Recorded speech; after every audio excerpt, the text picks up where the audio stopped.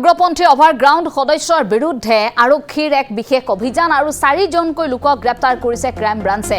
উত্তৰ পূবৰ বিভিন্ন উগ্ৰপন্থী সংগঠনৰ সৈতে যোগাযোগ ৰখাৰ অভিযোগত 2/2025 নম্বৰত এটা গোচৰ ৰুজু কৰি গ্ৰেপ্তাৰ কৰা হৈছে।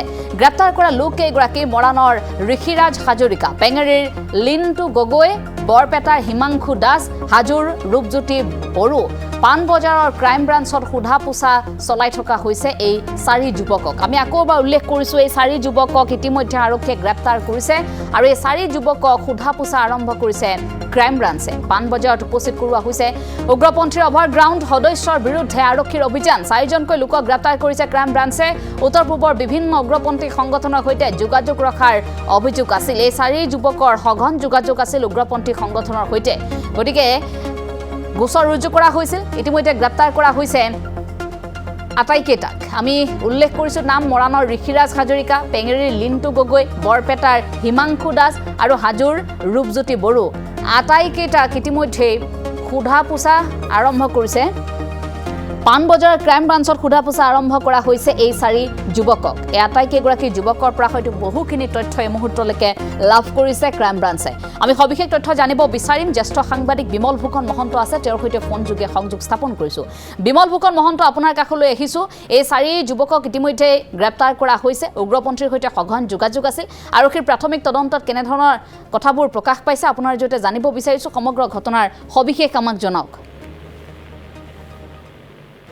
হয় এঞ্জেলা, চাওক, দুদিন পূৰ্বে বোকাখাতত এটা CRPF কেম্পৰ ভিতৰলৈ যি গ্ৰেনেড দলিওৱা হৈছিল, সেই গ্ৰেনেড দলিওৱা সেই ঘটনাটোৰ তদন্তৰ আঁৰত যদিও প্ৰাথমিকতে কোৱা হৈছিল যে এইটো আচলতে কোনো চোৰাং চিকাৰীৰ কিবা কাম হ'ব বুলি আৰক্ষী অধীক্ষক গৰাকীয়ে কৈছিল, কিন্তু জ্যেষ্ঠ আৰক্ষী অধীক্ষকগৰাকী সেই ভাষ্য পৰৱৰ্তী পৰ্যায়ত মিছা প্ৰতিপন্ন হ'ল আৰু বহুতে সন্দেহ কৰাৰ দৰে ইয়াৰ আঁৰত আলফা স্বাধীনৰ অভাৰগ্ৰাউণ্ড সদস্য ধৰা পৰিল।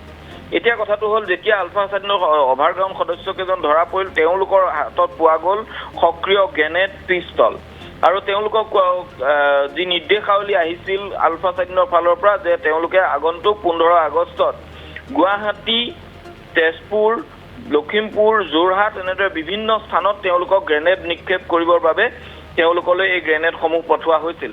আৰু এই যেতিয়া গ্ৰেনেডসহ উদ্ধাৰ হ'ল, তাৰপিছতে অসম আৰক্ষীয়ে অধিক তৎপৰ হ'বলৈ বাধ্য হৈ পৰিছে, কাৰণ অসম আৰক্ষীয়ে ভবা নাছিল যে এনেধৰণৰ এটা পৰিকল্পনা আলফা স্বাধীনে কৰিব বুলি।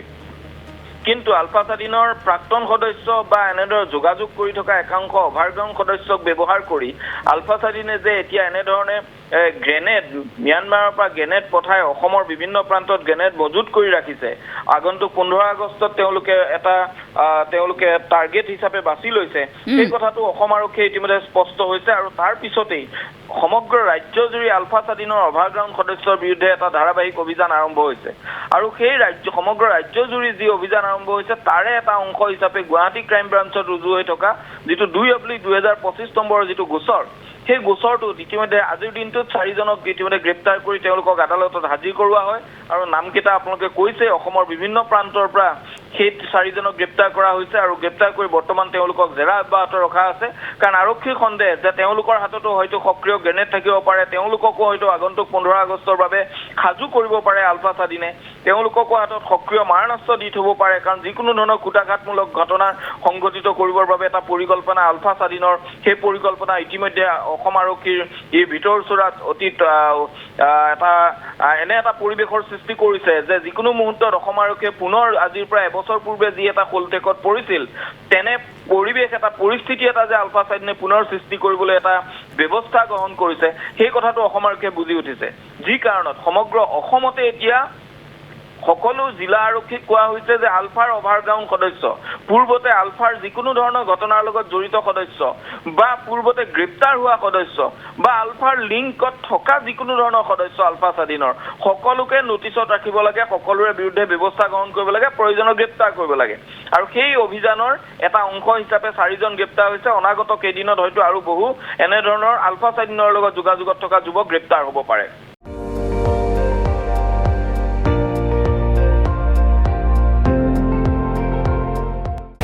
আপুনি চাই আছে ND24, সৰ্বশ্ৰেষ্ঠ নহয়, সৰ্বোত্তমৰ দৌৰা।